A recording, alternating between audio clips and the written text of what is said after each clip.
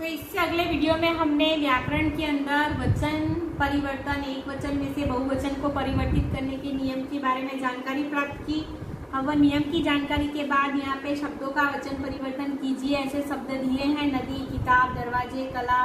तो ये शब्द का वचन परिवर्तन करके आप सबको पाठ्य पुस्तक के अंदर लिखकर मुझे इसका जो आपने जो पाठ्य पुस्तक के अंदर लिखे हैं शब्द वचन परिवर्तन करके उसका जो फोटो है वो आपको ग्रुप में रखना है, इसलिए मुझे भी पता चले कि आप वचन के नियम कितने समझे। अगर आपको कोई शब्द के अंदर वचन परिवर्तन करने में मुसीबत हो रही है या समझ में नहीं आ रहा है तो आप फोन करके भी मुझसे पूछ सकते हैं। तो वचन परिवर्तन के बाद आज हम व्याकरण के अंदर उपसर्ग और प्रत्यय के बारे में सीखेंगे। अब उपसर्ग, तो उपसर्ग किसे कहते हैं? तो उपसर्ग वह शब्दांश है जो सार्थक शब्दों से पूर्व जुड़ने पर अर्थ में परिवर्तन ला देते हैं। बराबर, उपसर्ग का उपयोग हम शब्द के शुरुआत में करते हैं और उपसर्ग रखने के बाद वह शब्द का मूल अर्थ परिवर्तित हो जाता है। जैसे कि मैं आपको उदाहरण दूं, गुण। गुण यानी कि अच्छी बातें, गुण, कीमत, पर लेकिन उसके आगे हम दुर शब्द का उपसर्ग लगाएंगे तो दुर्गुण। बराबर, दुर्गुण यानी कि खराब गुण। बराबर, गुण जो शब्द था उसको हम अच्छे अर्थ में भी ले सकते थे, अच्छे अर्थ में इसका स्वीकार कर सकते थे, पर लेकिन इसके आगे हमने दुर उपसर्ग लगाया तो इसका अर्थ परिवर्तित हो गया दुर्गुण यानी कि खराब गुण। बराबर, जैसे कि देश, देश यानी हमारा देश अथवा किसी भी देश के बारे में बात है तो उसके आगे हमने स्व शब्द लिखा है तो स्वदेश, स्वदेश यानी हमारा अपना देश। बराबर, इसलिए उपसर्ग के बारे में, उपसर्ग की व्याख्या यही है कि ये जो भी शब्दांश अथवा सार्थक शब्द के आगे ये जुड़ता है तो उसके बाद उस शब्द का अर्थ परिवर्तन हो जाता है। जैसे कि गुण तो दुर्गुण, उसके आगे हम स्व शब्द, स्व उपसर्ग लगाएंगे तो स्वगुण यानी अच्छा गुण। बराबर, योग, उसके आगे हमने प्र उपसर्ग लगाया तो प्रयोग, उसके योग शब्द के आगे हमने बीज उपसर्ग लगाया तो वियोग। तो उपसर्ग आपको समझ में आ गया। अब हम उसके बाद प्रत्यय के बारे में बात करते हैं। तो प्रत्यय किसे कहते हैं? ऐसे शब्दांश जो शब्दों के अंत में जुड़कर नए शब्द का निर्माण करते हैं उसे प्रत्यय कहते हैं अथवा वो प्रत्यय कहलाते हैं।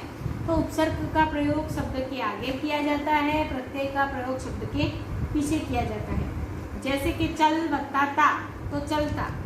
बराबर, पछी गाड़ी वत्ता वाला तो गाड़ी वाला।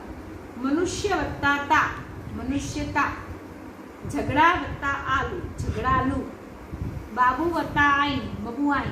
इसके बहुत सारे उदाहरण पुस्तक के अंदर दिए हैं उपसर्ग और प्रत्यय के। अब निम्नलिखित शब्दों में से आप प्रत्यय ढूंढते हैं तो आप बता सकते हैं इसमें कौन से प्रत्यय हैं? मनुष्यता, तो इसमें कौन सा प्रत्यय होगा? तो ता। बराबर, मनुष्य एक शब्द है, इसे इसके पीछे ता प्रत्यय लगा है। પછી धनवान। बराबर, तो धनवान के अंदर कौन सा शब्द आएगा? धन वत्ता वान। रसोईया तो रसोई वत्ता या। तो इस प्रकार आपको अभ्यास के अंदर जितने भी शब्द दिए हैं उसमें से प्रत्यय ढूंढ के मुझे बताने हैं। जैसे कि टोकरी तो टोकरी वत्ता ई, इसमें ई प्रत्यय लगा है। लड़ाई तो लड़ वत्ता आई, तो आई क्या है? वह प्रत्यय है। પછી चचेरा शब्द है तो चाचा वत्ता एरा, तो एरा ये क्या है? प्रत्यय है। दयावान शब्द है तो दया वत्ता वान, तो वान क्या है? प्रत्यय है। दयालु शब्द तो दया वत्ता आलू, तो आलू क्या है? वह प्रत्यय शब्द है। लड़, चाचा, दया शब्दों के अंत में आ, ई, आलू शब्दांश ये सब क्या कहलाते हैं? प्रत्यय कहलाते हैं। ऐसे शब्दांश जो शब्दों के अंत में जुड़कर नए शब्दों का निर्माण करते हैं उसे प्रत्यय कहते हैं। बराबर, अब आपने जैसे कि आपने सीखा कि चाची तो चाचा वत्ता ई, तो पीछे जो ई लगाया गया वह क्या हुआ? वह प्रत्यय हुआ। दयालु तो दया वत्ता आलू, पर लेकिन पीछे जो आलू शब्दांश है वह क्या है? प्रत्यय है। तो अब आप समझ गए होंगे कि उपसर्ग शब्द के आगे और प्रत्यय शब्द के पीछे लगाया जाता है। और इसमें आपको करने के लिए शब्द दिए हैं, आपको उन शब्दों को प्रत्यय और उपसर्ग में परिवर्तन करना है। और अगर आपको ना पता चले तो आपको मुझे फोन करके पूछना है और आपको इसमें दिए गए अभ्यास के अंदर जो भी शब्द दिए हैं वह उनके 3-3 शब्द बनाकर उसका गृह कार्य करके मुझे भेजना है। अस्तु।